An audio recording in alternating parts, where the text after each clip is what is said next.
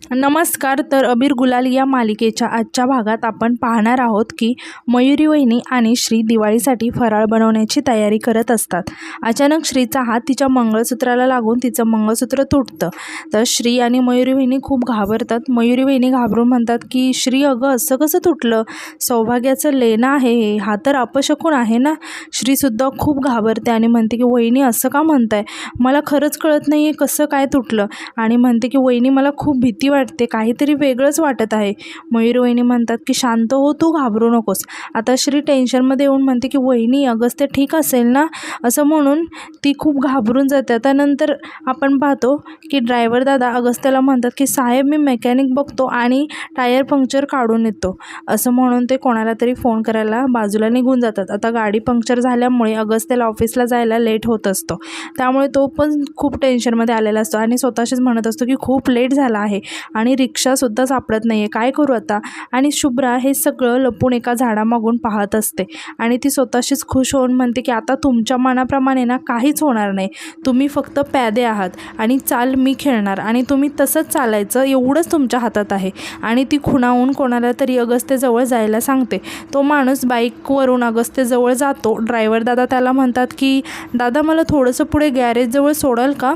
तो माणूसही त्यांना सोडायला तयार होतो आणि असं म्हणून ते अगस्त्याला सांगतात की साहेब, मी मेकॅनिक बघून येतो आणि ते त्यांच्यासोबत निघून जात.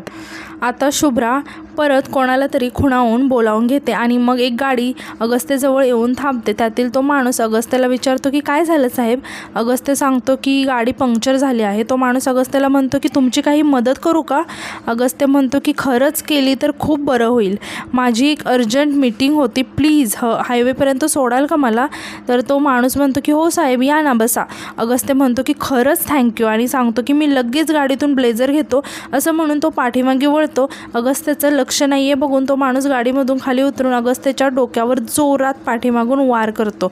आता शुभ्रा हे सगळं लपून बघत असते आणि अगस्त्याच्या डोक्यावर खूप मोठ्याने वार झाल्यामुळे अगस्त्य तिथेच बेशुद्ध पडतो. आणि यानंतर तो माणूस अगस्त्याला स्वतःच्या गाडीमधून बसवून कुठेतरी घेऊन जातो. आता नंतर आपण दुसरीकडे पाहतो की मयुरी वहिनी श्रीला समजावत असतात की श्री, तू काळजी करू नकोस, काही होणार नाही अगस्त्य भाऊजींना आणि मनात असा कोणताही विचार आणू नकोस. श्री म्हणते की पण वहिनी, माझं मन मला काहीतरी वेगळंच सांगतंय हो. आणि ती म्हणते की मी अगस्त्याला एकदा फोन करून घेऊ का, म्हणजे मला बरं वाटेल. असं म्हणून ती पटकन अगस्त्याला फोन करायला लागते. अगस्त्याचे मिस्ड कॉल्स बघून ती अजूनच टेन्शनमध्ये येते आणि म्हणते की वहिनी, मेसेज पण आला आहे की खूप महत्त्वाचं बोलायचं आहे. आणि टेन्शनमध्ये येऊन म्हणते की काय बोलायचं असेल बरं त्याला, आणि घाबरून फोन करायला लागते. तर दुसरीकडे आपण पाहतो की अगस्त्याच्या फोनची रिंग वाजत असते. अगस्त्य बेशुद्ध असतो. तर तो माणूस अगस्त्याजवळून फोन घेतो आणि फोन बंद करून ठेवतो. आता इकडे श्री खूप टेन्शनमध्ये येते आणि परत फोन करायला लागते. आता तो माणूस स्वतःशीच हसत म्हणतो की आता कसं शांत वाटतं, ही शांतता ना मला फार आवडते. श्री टेन्शनमध्ये येऊन मयुरी वहिनींना सांगते की वहिनी, आधी त्याचे एवढे फोन येऊन गेले आहेत आणि आत्ता मी फोन केला तर तो कट करतोय, मला काहीच कळत नाही आहे हो. मयुरी वहिनी श्रीला समजावत म्हणतात की अगं कामात असेल, तूच म्हणाली होतीस ना काहीतरी मीटिंग आहे म्हणून, मीटिंगमध्ये असतील ना म्हणून फोन उचलत नसतील. श्री घाबरून म्हणते की पण वहिनी नक्की मीटिंगमध्येच असतील ना, अगस्त्याला काही झालं तर नसेल ना. आणि घाबरून म्हणते की आई अंबाबाई, खूप जीव घाबरा होतोय गं. मयुरी वहिनी म्हणतात की श्री, तू टेन्शन नको घेऊ, शांत हो, बस बघू इथे. श्री म्हणते की वहिनी, हे मंगळसूत्र असं तुटणं, अगस्त्याचा फोन न उचलणं, मला खरंच खूप भीती वाटते आता. आणि ती बोलते की मी एक काम करते, मी त्याला जाऊन बघूनच येते, त्याच्याशिवाय मला चैन नाही पडणार. मयुरी वहिनी म्हणतात की श्री ठीक आहे, तू जा, पण तू आपली गाडी घेऊन जा, रिक्षाने जाऊ नकोस. मग श्री पटकन तिथून निघून जाते. आता यानंतर आपण दुसरीकडे पाहतो की शुभ्रा कोणाची तरी वाट बघत असते आणि स्वतःशीच म्हणते की अजून कसा नाही आला हा विशाल, अजून कसा फोन नाही आला याचा, काही गडबड तर नसेल ना झाली. आणि परत म्हणते की नाही शुभ्रा, सगळं व्यवस्थित होणार आहे. आणि खुश होऊन म्हणते की एकदा का अगस्त्य तिथे पोहोचला की मीच त्याची हिरोईन होणार आणि त्या श्रीचं त्याच्या आयुष्यात काहीही स्थान उरणार नाही आणि मी त्याची बेस्ट लाईफ पार्टनर होणार. आणि एकदा का असं झालं की तो श्रीला कायमचं सोडून देणार. तितक्यात तिला एक मेसेज येतो आणि ती खुश होऊन म्हणते की काय खुळचट आहे माझा नवरा, पाठवलेसुद्धा 1,00,000 रुपये. आणि ती कोणाला तरी फोन करून विचारते की काय झालं, तू पोहोचवलंच ना अगस्त्याला, आणि खूप खुश होऊन फोन कट करते. तर दुसरीकडे आपण पाहतो की श्री अगस्त्याच्या ऑफिसमध्ये निघालेली असते. तिला फोनवरून असं समजते की अगस्त्य अजून ऑफिसला पोहोचलाच नाही आणि ती खूप टेन्शनमध्ये येते हे ऐकून. आता ड्रायव्हर दादा मेकॅनिकला घेऊन आलेले असतात. श्रीचं अचानक त्यांच्याकडे लक्ष जातं आणि अगस्त्याची गाडी बघून ड्रायव्हर दादांना पटकन गाडी थांबवायला सांगते आणि धावत अगस्त्याच्या गाडीजवळ जाते आणि घाबरून ड्रायव्हर दादांना विचारते की दादा अगस्त्य सर कुठे आहेत. ड्रायव्हर दादा सांगतात की मॅडम गाडी पंक्चर झाली होती, साहेबांना उशीर होत होता म्हणून साहेब दुसऱ्या गाडीतून निघून गेले. श्री टेन्शनमध्ये येऊन म्हणते की अहो पण ते अजून ऑफिसला पोहोचलेच नाही. ड्रायव्हर दादा पण टेन्शनमध्ये येऊन म्हणतात की अहो काय सांगताय, साहेबांना जाऊन तर खूप वेळ झाला आहे. श्री खूपच टेन्शनमध्ये येते आणि मेकॅनिकला विचारते की दादा काय झालं गाडीला, गाडी अशी अचानक कशी काय खराब झाली. मेकॅनिक श्रीला सांगतात की खिळा घुसला होता मॅडम, बरेच खिळे पडले आहेत तिकडे, त्यातीलच एखादा खिळा घुसला असेल.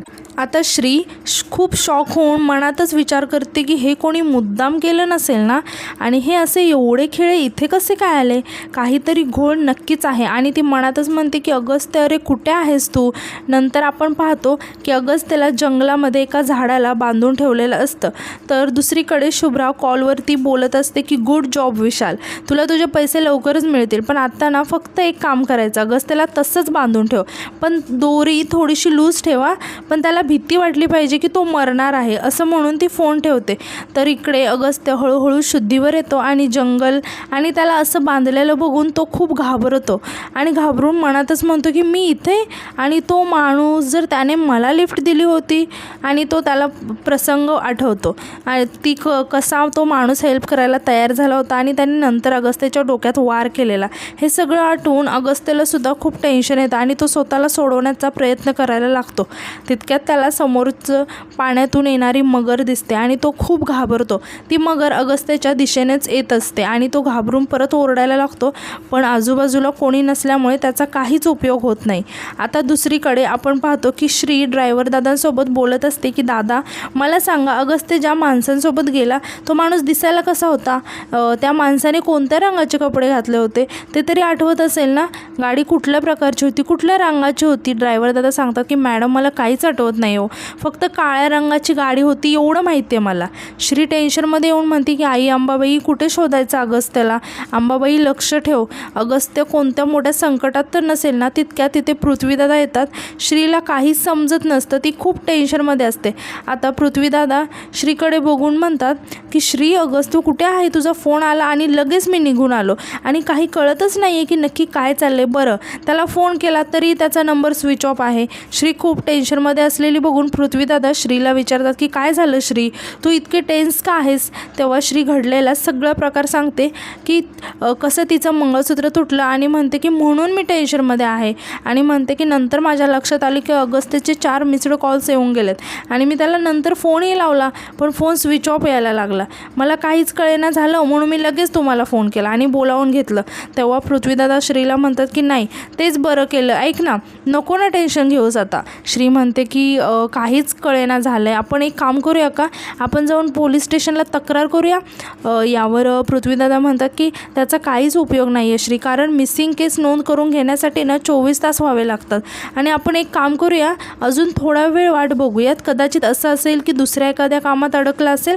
यावर श्री म्हणते की पण दादा तसं काय असतं, तर त्याने कोणाला काहीतरी सांगितलं असतं की.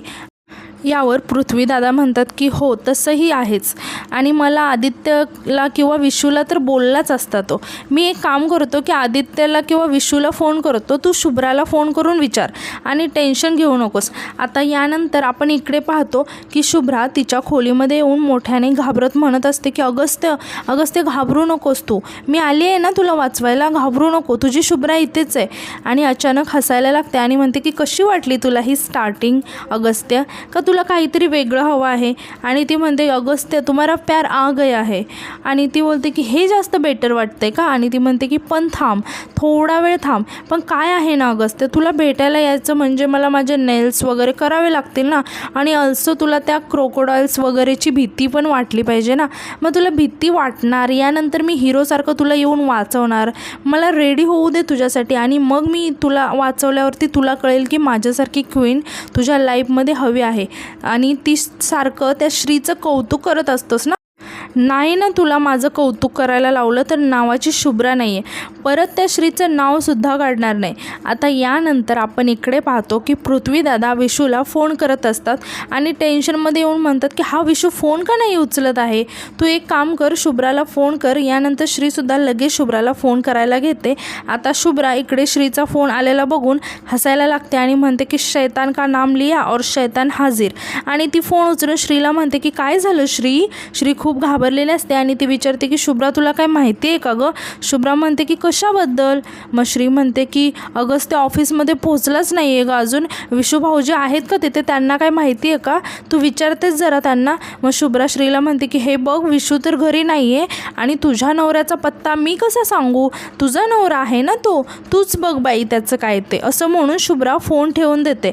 आता इकडे श्री खूप टेन्शनमध्ये येते आणि श्रीला असं टेन्शनमध्ये बघून पृथ्वी दादा तिला विचारतात की काय झालं, काय म्हणाली शुभ्रा. तर श्री म्हणते की नाही काही नाही. तिला नाही माहिती की अगस्त्य कुठे आहे आणि विशू भाऊजी घरात नाही आहेत. श्री म्हणते की मला ना खूप भीती वाटायला लागली. मला असं वाटते की अगस्त्य ना कुठल्या तरी मोठ्या संकटात असणार आहे आणि आपल्याला त्याला लवकर शोधायला पाहिजे. काहीतरी चुकीचं घडतंय. पृथ्वीदादा म्हणतात की टेन्शन नको घेऊच चल. आता यानंतर आपण पाहतो की श्री आणि पृथ्वीदादा अगस्त्याला सगळीकडे शोधायला लागतात. येणाऱ्या जाणाऱ्याकडून अगस्त्याची चौकशी करायला लागतात. मात्र अगस्त्याचा काहीही पत्ता लागत नाही. श्री खूप टेन्शनमध्ये येऊन थकून एका ठिकाणी बसते आणि स्वतःशीच म्हणते की त्याला कसं शोधायचं आता, कुठे असेल अगस्त्य, कसा असेल, मला काहीच कळत नाही. आणि ती खूप घाबरलेली असते आणि आजचा भाग इथेच संपतो.